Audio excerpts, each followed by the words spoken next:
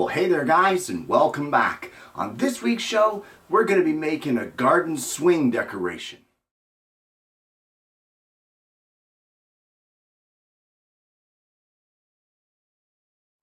Now, many years ago, my father and my grandfather used to make these little swing decorations. They stood about 15 inches tall, and they decorated your lawn or your patio or whatever you had, and they were just adorable.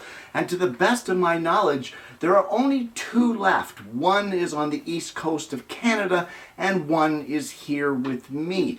And I thought, wouldn't it be a great idea to bring them to the show and show you guys at home how to make your own to keep this a project alive and to keep this project moving and spreading around.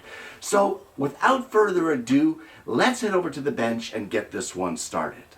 Well, this entire project will be made out of scrap stock, and these are just pieces that I've ripped over at the table saw. And to start off with, we're going to be making the frame of our swing. So we're going to need 4 pieces. They are 7/16 by 7/16 by 15 inches long, and they will be our upright posts. You will also need 2 pieces that are 1/4 of an inch thick. They are cut on the ends at 10 degrees, and at the bottom, the longest length will be at 5 3/8 of an inch.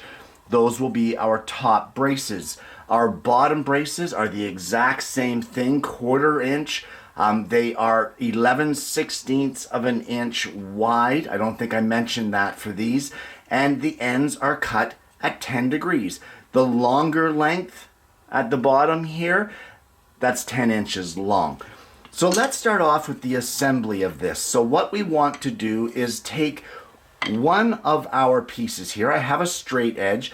We're going to line this up on the edge of our straight edge, and we are going to glue our top brace in place here, tight up against the edge so it's flush with the edge of our upright post, and flush right here so that the top of our piece lines up on the corner with the top of our brace. So we will do that to 2 of our pieces.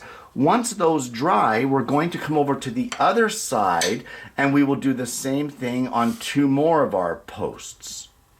And just to give it a little extra strength and stability during construction, we will be shooting in a couple of 5/8 pin nails just to hold it all together.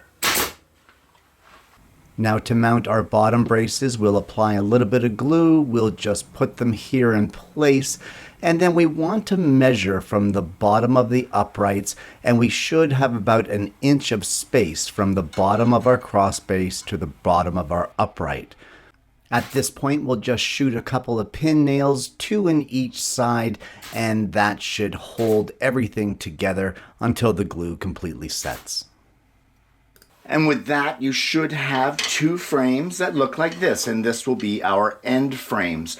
So we now need some bottom braces, and for that, it's the same process. 11/16 of an inch wide, 1/4 inch thick, with 10-degree angles cut at each end, and the longer length here is actually 13 3/4 of an inch. So what we're going to do is we're going to lay our frame just like this. Now you can see I have a scrap of the 1/4 inch material. That is just to help me support this side.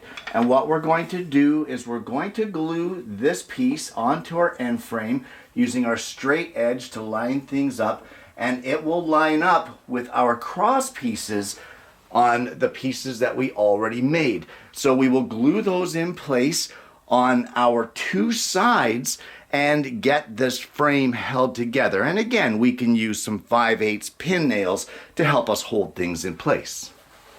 Well, our frame assembly is getting there, but we now need the cross braces that will go right here. And for that, we need 4 pieces. They're all the same. They are 3/16 of an inch thick, 11/16 of an inch wide, and end to end Corner to corner, they measure 11 inches. Where they're a little different here is the angles.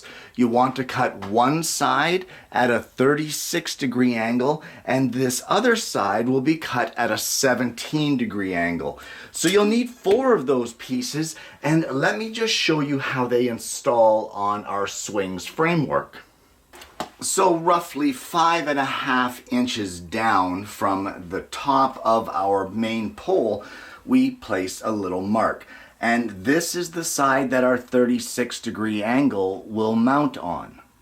So we will just line it up here like this, and then it will mount as well on this side, lined up with the edge of our cross brace that we put on earlier. And we can glue this one in place, clamp it, and shoot a couple of 5/8 pin nails in there to hold it in place.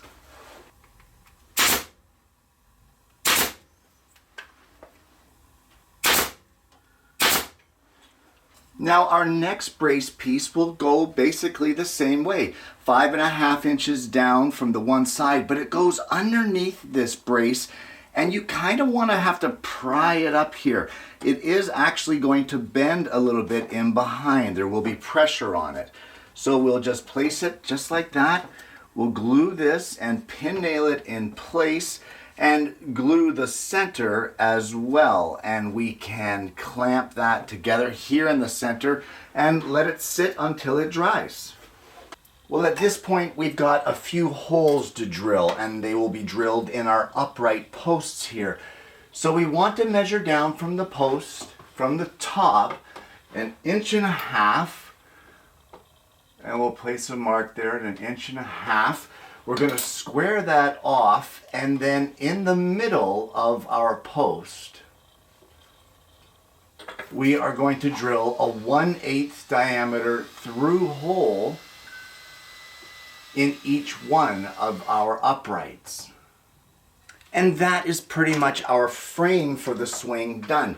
Now you may be wondering, why weren't these holes drilled earlier? Well, while you're drilling these holes in the frame, because the frame is tilted on 2 planes, you want to try to keep your drill level, to have it going straight through and level, because we're going to have a connecting bar go between these. And if you drill them ahead of time, your holes will end up angled, and it'll end up messing things up. Now, they don't have to be perfect. There is wiggle room, but try to keep your drill bit going in level all the way through on your tilted frame. So anyway, we can put this aside for now, and we now need some pieces for our upright posts of our swing. And for that, we're going to need some scrap 3/8 by 3/8 diameter stock. Well, these will be the upright poles for our swing, and you need 4 of them. They're 3/8 by 3/8 by 11.5 inches long, and in the end, each end we have drilled centered on our 3/8 side, and 5/16 of an inch in from each end, we have drilled a through 1/8 diameter hole. So we're just going to take a 3/8 circle template. We're going to round off the ends of these boards just like this, and we're going to take this over to the belt sander and round these profiles all off, and then give them a good sanding. Well, we're now going to make the base platform supports, and what I have is some 5/16 inch thick stock. It's 9/16 wide and 9 1/8 long. And just like we did with our posts or our uprights, we have drilled a hole centered on our width and 5/16 of an inch in. So, and just like we did with our uprights, we're going to take a 9/16 circle template, and we're going to round off the ends of our supports over at the belt sander. Well, as these support rails for our swing base, we're going to need the slats. And the slats, I cut some 1/8 inch thick strips. They're 3/4 of an inch wide, and they are 4 3/8 of an inch long. They will get mounted centered on here with 1/4 of an inch overhang on each side, and as well a 1/4 of an inch space in between each slat. So what I would suggest is, what I've done here is, from one end I have marked a mark here, a square mark at 4 7/16. And what that is half of our overall distance minus 1/8. That will give us the placement for our first slat. And then our next slat then will just be a 1/4 inch over from where this one gets mounted. So let's get this one mounted and I'll show you how you can carry on from there. So I have a 1/4 inch setup block, and all I'm going to do is place it here so that I know the alignment. I have a square and I have our mark as to where I have to line this up with. So what I'm going to do is put a little bit of glue on the back of this, roughly where I think it's going to end up. It's kind of guesswork here. Now our square is going to catch that 1/4 inch block just like that, and we're going to line it up. Put it in place against our square to make sure that it is square on our assembly here. Just like that. And we're going to hold it in place and just let it set up a little bit. There we go. And that now has provided us with the first mounting on one of the rails. So we'll just get a cotton swab. I'm going to clean up a little bit of that squeeze out. Just like that. Doesn't take much. And then making sure that it's all still square and where we want it, I'm going to shoot a couple of pin nails in there. There we go, just like that. It's nicely lined up.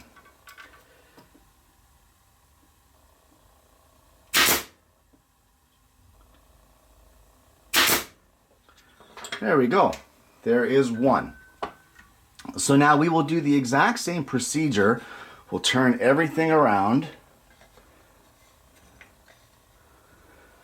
And we're going to do the exact same procedure here. All right, and there is our first slat mounted. So from here, all we need to do is space them out at a 1/4 of an inch all the way along, making sure that they're square and that they're a 1/4 of an inch over on each side here. So let's get all 6 of these mounted, and then I'll show you what we end up with. And your platform should look something like this, and you can give it a bit of a sanding if you like. Now, these upright poles are actually hung from pieces of coat hanger. So metal wire coat hangers, and I've cut them. They're extra long right now. We're going to deal with that later. You know, I thought about a better way that I could mount this, and honestly I went with the original, with what my father and grandfather did, because those swings lasted for years and years and years in the gardens, and there was never an issue. So in this case, if it's not broken, don't bother trying to fix it.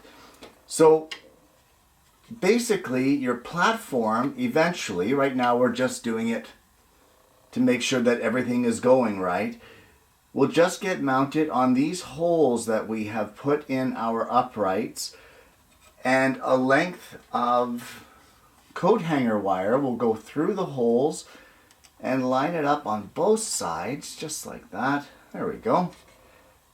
And like I said, there will be more to it a little later, but for now, we can see there that we have our platform swing. Well, that's fine, Jim Dandy and everything, but now it's time that we need to turn our attention to our seats. Well, there is a whole host of parts that go to make up the seats, and I'm just going to run through them quickly here. We have 4 pieces here, which are the chair's back supports, and these are 5/16 of an inch thick. They are 3/8 of an inch wide and 4 3/4 long. And just like we've done in so many other pieces, I've drilled a hole 5/16 of an inch up from one end and centered on that 3/8 side, and then we've rounded off the one end. You need 4 of those. We also need 4 of the seat supports. Now the seat supports are 1/4 of an inch thick, they are 7/16 of an inch wide, and they are 2¼ inches long. One end of it, however, is cut to be 21 degrees. Now that's very similar to these pieces, and these pieces are the armrests. They are the same dimensions as far as the thickness being 1/4 inch and the width being 7/16, but these are 2¾ of an inch long with one end cut to 21 degrees as well.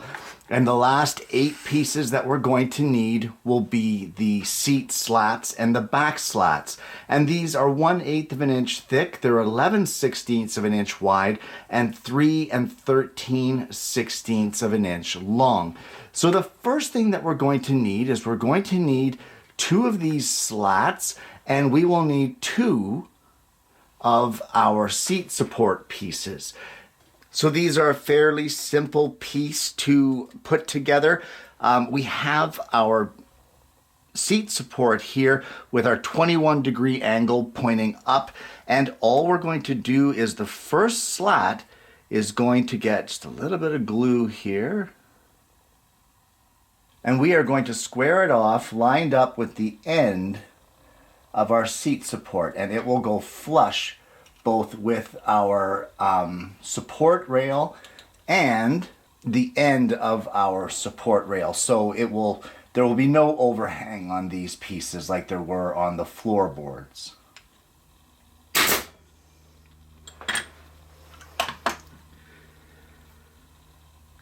And then we will mount the other side in the exact same way.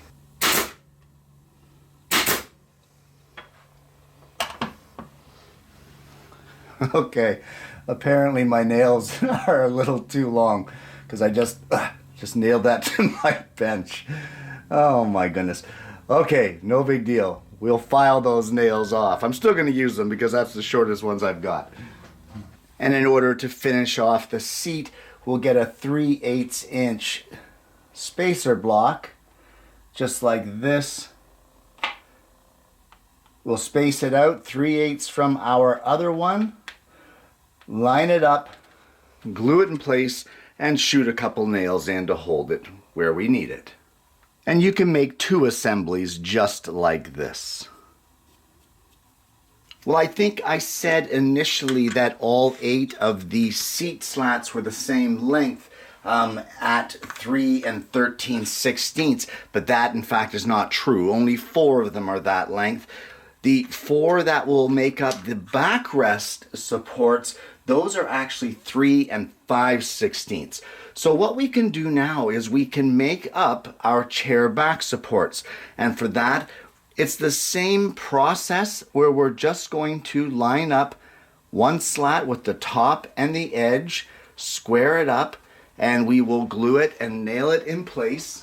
And this time we will space the second slat down 5/8 from the first, and the same thing, glue it and nail it in place. We'll need 2 of those assemblies as well.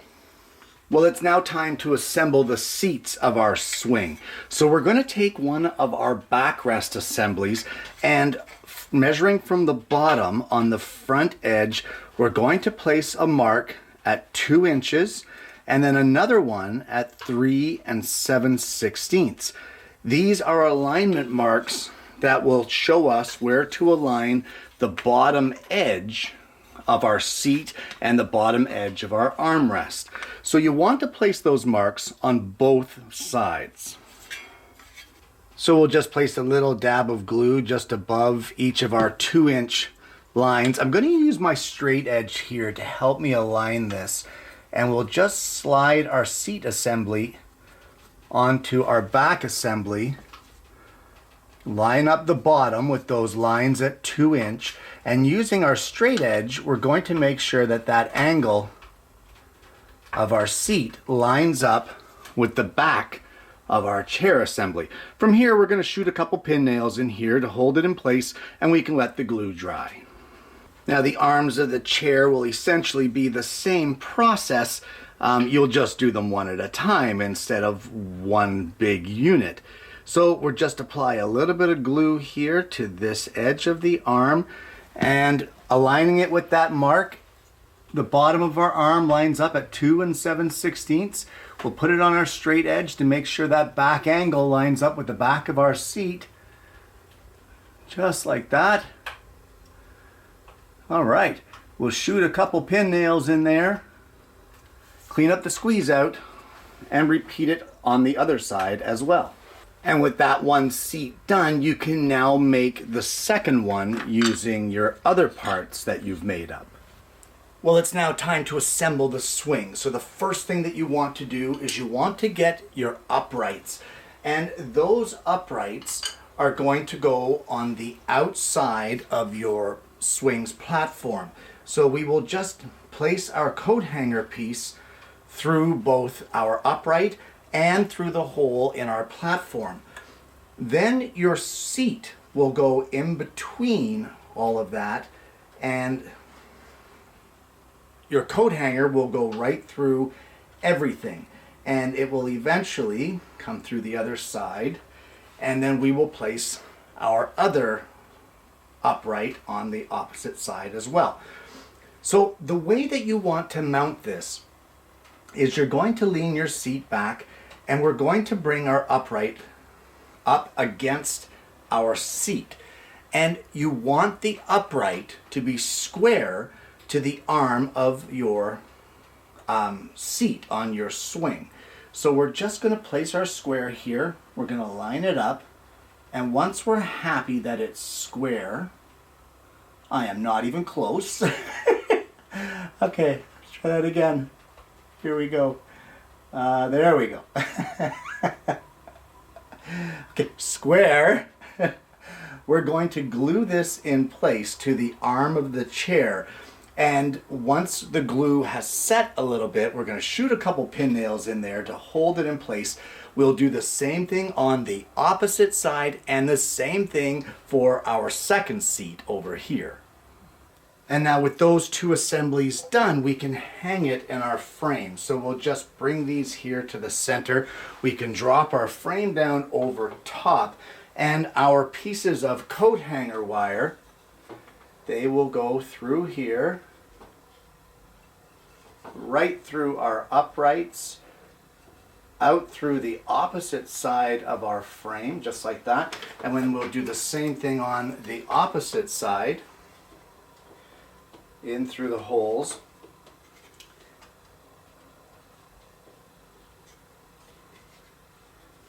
And there we go. And that is how our frame or our swing mounts in place. And you just have this cute little adorable frame. So at this point now you want to paint this up. During the final assembly, when you finally put this all back together, after it's been painted, these wires here will get bent over tight to our frame and cut short just so that they cannot pull out. Same thing up here. And as well, you may want to put a little spacer up here at the top on both sides here to space it out evenly on your frame so that it can't twist and shift the way it is right now. So if you put those spacers in, it'll swing evenly in your frame. As well, you can, if you want, put some tubing here, whether it be electrical heat shrink, whether it be a plastic straw, whether it be some fish tank tubing for the air hose, whatever you want. You can slide a piece right in here, and that can act as a spacer there as well. So you get your swing all painted up, and that would be about it for this one. And there you have it. A garden swing decoration. Guys, this project is dead simple, and it was made 100% out of pieces of scrap. Scrap wood that was sitting in the rack that was left over from old model builds and that sort of thing. I never cut a single new piece of wood for this project. Everything was scrap. Now, because this project gets painted, it doesn't matter what species you use. So if your wood doesn't match, who cares? Unless you're going to leave it as natural wood grain and not paint it and maybe put a varnish on it, then you may want to choose some different types of woods. Who knows, this thing would look great as a maple walnut contrasting project. It would look spectacular that way. So if you're going to choose to do it that way, why not? Like, this is your project, make it your own. Hopefully by the time this show airs, I am going to have some kind of plans for this. I'm not sure how that's going to work out, but I'm going to try to put it together to have it on my website. And I hope that some of you guys are going to visit the website and take advantage of that and make one of these for yourself, because it really is a load of fun. Guys, I want to thank you so much for tuning in this week. If you want that pattern, provided that I get the chance to get it made, you just have to visit cutabovewoodworkings.com. You go in there, you click on the free pattern section, and it's right there for the taking. You'll find a picture of the finished project, you'll find the pattern, PDF, free download, and as well you will find today's show. So in case you need that refresher of how to make it, it's all there for you, free for the taking, guys. I hope you'll take advantage of it. Guys, once again, thank you so much for tuning in. If you haven't already, please consider liking and subscribing to the channel. You click the bell, then you're not going to miss the notifications of future episodes of the show. I hope you've enjoyed today's content, guys. I honestly hope that you're going to try this one for yourself. And more importantly, I hope you're going to join me again next week, where I bring you yet another woodworking video.